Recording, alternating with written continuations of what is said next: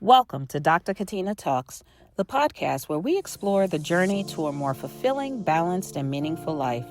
I'm your host, Dr. Katina, and in each episode, I share honest stories, reflections, and lessons from my own journey, with the hope that something in these short moments together helps you better understand yourself, your why, and how to keep growing into the fullest version of you. Today, we are talking about missed flights, unexpected countries, and the winding roads that somehow take us exactly where we were meant to go. Let's dive into the story. Thanks to the U.S. Air Force, my husband and I lived in England for 8.5 years. It wasn't just a duty station, it was home. This is the birthplace of my husband. It's where his mother immigrated from Jamaica to after the war and trained as a nurse. It's where his aunts, uncles, and cousins still lived. It's where we adopted our daughter when she was just 2 years old. And later, it's where my mother-in-law returned to live with us for several years. We built a modern home in a small village right outside of Cambridge. When we walked out our front door, we had a clear view across the street where you could see nothing but wide open fenlands and quiet fields. Our street was called The Row, and on it were modern houses like our own, and there were also houses still standing from previous centuries. One was also a thatched roof house connected to a working farm, and the house alone was older than the United States itself. Our village was a place of nostalgia, where the old and new met in architecture, while still maintaining its Old English charm. We would walk to the nearby farm to get fresh eggs. We had milk delivered in glass bottles by a man dressed like he walked straight off the set of Downton Abbey. My neighbor, a true gardening scholar, taught me the Latin names of plants, what to plant where and when. This was about 25 years ago, not 50. Back when you heard, "You've got mail," while surfing the slow internet that connected with an Ethernet cable. And when it booted up, it made the most interesting sounds that got you excited. This was during a time when we didn't ask ChatGPT, we asked Jeeves. And we communicated on AOL and chat rooms. One day, I got an email from someone I didn't know. Her name was Saida, a pharmacist from Philadelphia. Turns out she was my cousin. We connected over a few emails and phone calls, and she started helping me piece together the history of my father's side of the family, the Pierces. She taught me how we were related and who all of the characters of my family were, and she introduced me to family members I didn't know. Eventually, she planned a visit to England, and I was excited to show her around my second home. We also decided to take a quick weekend trip to Pisa, Italy. For those of you who know me personally, you know that I am afraid of heights and even flying, but I love to travel.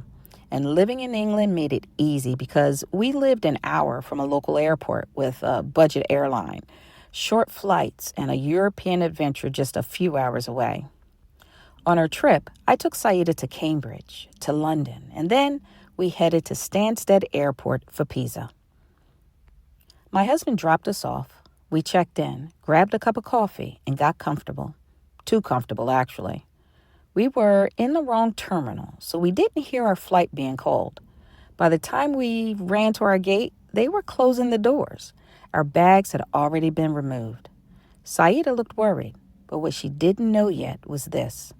The trip wasn't ruined. It was just about to get interesting. I looked at the departure board and asked her, "Okay, where else do you want to go?" She blinked. "What do you mean?" I said, "These flights are cheap. We've got 3 days. Let's explore another country on our way to Pisa." "What country do you think the pharmacist chose?" She picked Amsterdam.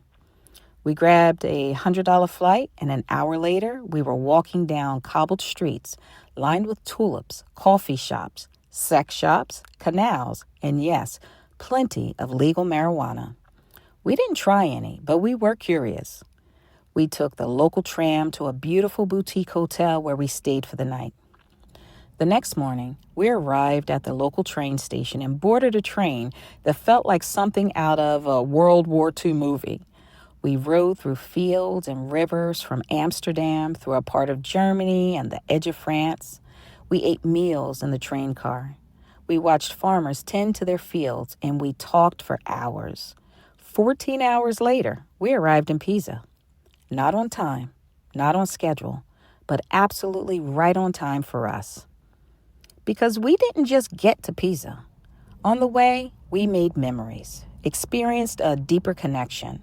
We passed through 2 additional countries. And guess what else? We created a life story that we still tell to this day. There are many life lessons we can take from this story of a missed flight and an expensive cup of coffee, but I will limit myself to sharing my usual 5 with you.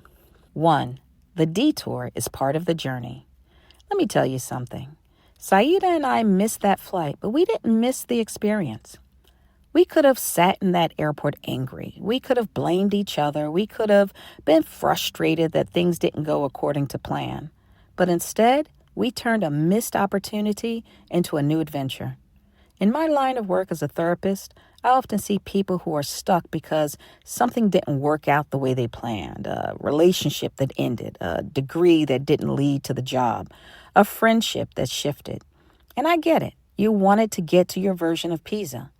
But what if the layover, the reroute, the delay, what if that is where your growth lives? Sometimes what feels like a delay is just life giving you more time to become the person who can receive what's waiting for you at your destination. 2, be flexible with your plans, but be steady in your purpose. For me and Saida, the goal was never just Pisa. The goal was connection, and we got that plus more. Sometimes people are so committed to the plan that they've forgotten the purpose.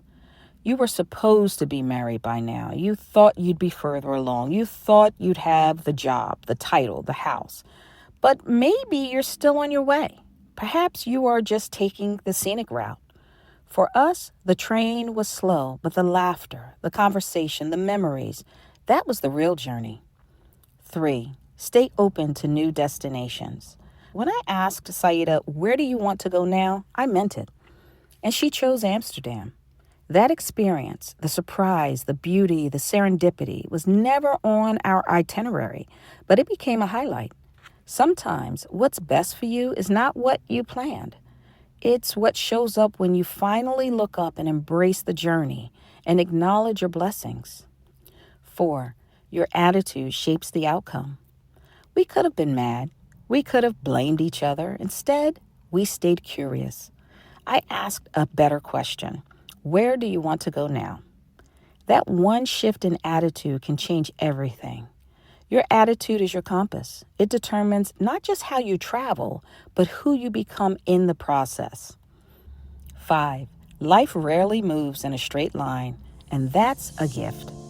If you're sitting in a life that doesn't look like what you pictured, breathe. Inhale, exhale. You may have missed your metaphorical flight, but maybe that wasn't your destination after all.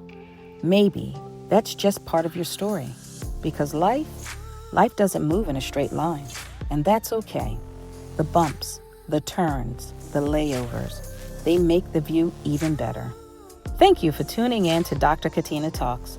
If today's episode reminded you to trust your journey, even when it doesn't go according to plan, go ahead and share it with someone who needs that reminder too. Don't forget to follow me on Instagram or Facebook at Dr. Katina Talks and visit drkatinatalks.com for more resources and episodes. And if you're ready to go a little deeper, I've created a free companion journal entry just for this episode to help guide your reflection. Visit drkatinatalks.com to download it. Sometimes putting pen to paper is the first step toward healing and reclaiming your power. And don't forget, you're not behind. You're not lost. You're not late. You're just being rerouted, and your destination is still waiting. Until next time, be well, stay grounded, and remember, sometimes the detour is the destination. Bye for now.